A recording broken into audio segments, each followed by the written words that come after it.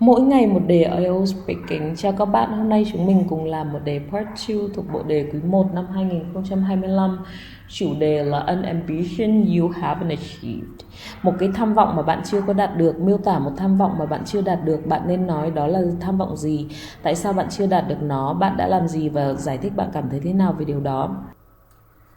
I wouldn't say I'm super ambitious, but there are definitely things I really want to achieve. And honestly, not being able to do them is pretty frustrating.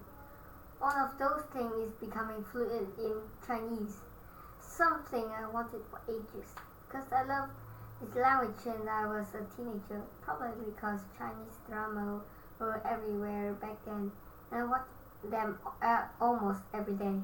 Over time, I almost got into Chinese music and culture, which just made me want to learn the language even more.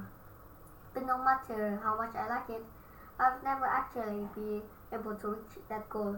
Just wanting to learn isn't enough. You need a plan, discipline, and consistency. I tried so many times, but I always end up quitting when things get tough. I know that to really master the language, you have to set clear goals, break them down into smaller steps, and stick with it. The problem is, I the problem is, I've never been able to push myself hard enough to do that. I tried learning through movies and songs, which is fun, but it's only helped me with pick up random words. I also signed up for Chinese classes multiple times, but I always quit halfway. Every time I start off super motivated, thinking, okay, this time will be different. But then the lesson gets harder, the homework piles up, and I start skipping classes. Before I know it, I make excuses,